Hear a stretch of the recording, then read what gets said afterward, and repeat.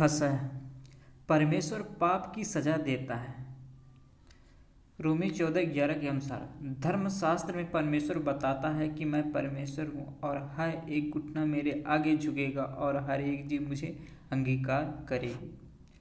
परमेश्वर ने मूसा से कहा, मिस्र देश का राजा उसके हृदय की कठोरता के कारण उसके लोगों को जाने नहीं देगा। कुछ भी होने से पहले परमेश्वर उसके बारे में जानता है। परमेश्वर जानता था कि राजा अंतिम महामारी के बाद उसके लोगों को जाने देगा।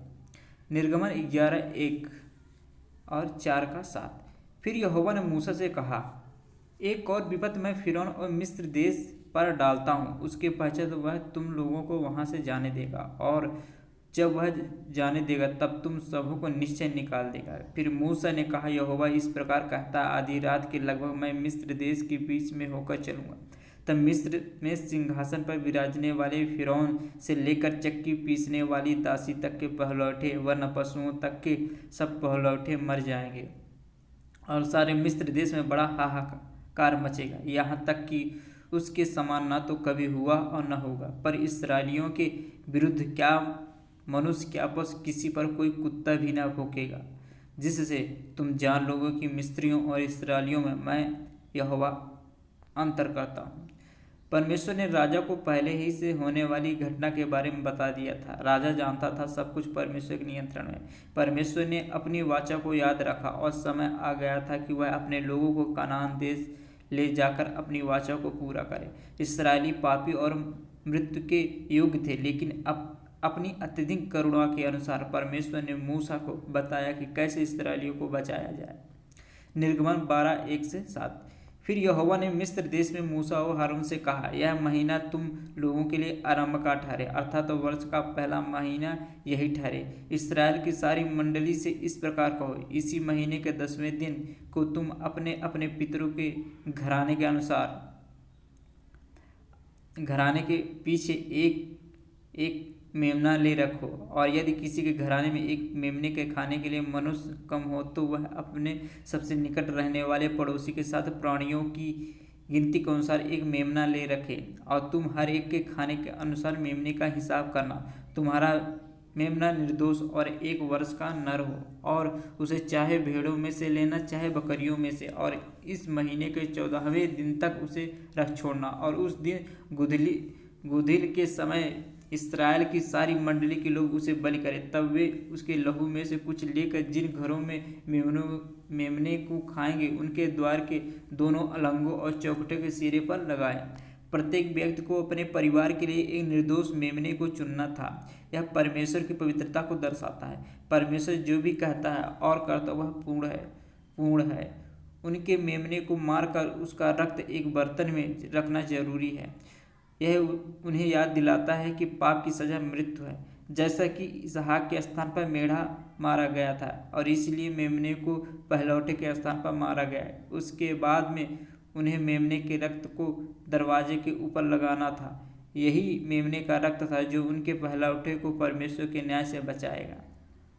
निर्गमन 12:12। क्योंकि उस रात को मैं मिस्र देश के बीच में होकर जाऊंगा और मिस्र देश के क्या मनुष्य क्या पशु सबके पहलौठों को मारूंगा, और मिस्र के सारे देवताओं को भी मैं दंड दूंगा। मैं यहोवा हूँ। उन्हें सुबह तक अपने घरों से बाहर नहीं निकलना था।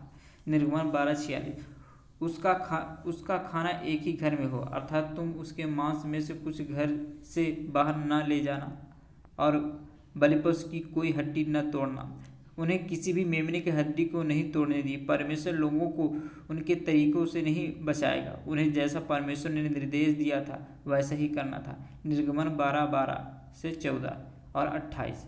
क्योंकि उस रात को मैं मिस्र देश के बीच में होकर जाऊंगा और मिस्र देश के क्या मनुष्य क्या पशु सबके पहलौठों को मारूंगा, और मिस्र के सारे देवताओं को भी मैं दंड दूंगा। मैं यहोवा हूँ। और जिन घरों में तुम रहोगे उन पर वह लहू तुम्हारे लिए चिन्ह ठहरेगा, अर्थात मैं उस लहू को देखकर तुमको छोड़ जाऊंगा, और जब मैं मिस्र देश के लोगों को मारूंगा तब वह विपत्ति तुम पर न पड़ेगी और तुम नष्ट न होंगे, और वह दिन तुमको स्मरण दिलाने वाला ठहरेगा, और तुम उसको यहोवा के लिए पर्व करके मनाना। वह दिन तुम्हारी पीढ़ियों में सदा की विधि जानकर पर्व माना जाए। इसराइलियों ने जाकर जो आगे यहोवा ने मूसा और हारून को दी थी उसी के अनुसार किया। परमेश्वर ने कहा था, जब वह दरवाजे पर रक्त को देखेगा तो वह उनके पहलौठों को नहीं मारेगा। इसराइलियों ने परमेश्वर पर विश्वास किया और उसका आज्ञा पालन किया। निर्गमन 12:29-30। ऐसा हुआ कि आधी रात को यहोवा ने मिस्र देश में सिंहासन पर विराजने वाले फिरौन से लेकर गड्ढे में पड़े हुए बधुए तक सबके पहलौठों को, वर्ण पशुओं तक के सब पहलौठों को मार डाला। और फिरौन रात ही को उठ बैठा और उसके सब कर्मचारी वर्ण सारे मिस्री उठे और मिस्र में बड़ा हाहाकार मचा, क्योंकि एक भी ऐसा घर न था जिसमें कोई मरा ना हो। परमेश्वर जो भी करने को कहता वह हमेशा करता है। मिस्रियों के प्रत्येक पहलौठे, बच्चे और जानवर मर गए। पाप की सजा मृत्यु है, नरक की आग में हमेशा के लिए परमेश्वर से विभाजन। रोमियो 6:23। क्योंकि पाप की मजदूरी तो मृत्यु, परंतु परमेश्वर का वरदान हमारे प्रभु यीशु मसीह में अनंत जीवन है। प्रकाशित वाक्य 21:8। परंतु डरपोकों और अविश्वासियों और घिनौनों और हत्यारों और व्यभिचारियों और टोनहों और मूर्ति पूजकों और सब झूठों का भाग उस झील में मिलेगा जो आग और गंधक से जलती रहती है। यह दूसरी मृत्यु है। जब परमेश्वर पापी को सजा देने का निर्णय लेता है तो बचने का कोई रास्ता नहीं है, और इसराइलियों की आज्ञाकारिता के कारण उनके पहलौठे बच गए। निर्गमन 12:31-36 और 51। तब फिरौन ने रात ही रात में मूसा और हारून को बुलवाकर कहा, तुम इसराइलियों समेत मेरी प्रजा के बीच से निकल जाओ और अपने कहने के अनुसार जाकर यहोवा की उपासना करो। अपने कहने के अनुसार अपनी भेड़ बकरियों और गाय बैलों को साथ ले जाओ और मुझे आशीर्वाद दे जाओ। मिस्री जो कहते थे, हम तो सब मर मिटे हैं, उन्होंने इस्राएली लोगों पर दबाव डालकर कहा, देश से झटपट निकल जाओ। तब उन्होंने अपने गुथाए आटों को बिना खमीर दिए ही कठौतियों समेत कपड़ों में बांधकर अपने अपने कंधे पर डाल लिया। इस्राएलियों ने मूसा के कहने के अनुसार मिस्रियों से सोने चांदी के गहने और वस्त्र मांग लिए, और यहोवा ने मिस्रियों को अपनी प्रजा के लोगों पर ऐसा दयालु किया कि उन्होंने जो जो मांगा सब उनको दिया। इस प्रकार इस्राएलियों ने मिस्रियों को लूट लिया, और ठीक उसी दिन यहोवा इस्राएलियों को मिस्र देश से दल दल करके निकाल ले गया। राजा ने मूसा से उसके लोगों को मिस्र देश से बाहर ले जाने को कहा।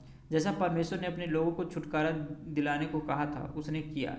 जिन्होंने परमेश्वर के विरुद्ध बलवा किया, परमेश्वर उन्हें दंड दिया, किंतु जिन्होंने परमेश्वर पर विश्वास किया, परमेश्वर ने उन पर दया दिखाई, जैसा कि परमेश्वर ने कहा था।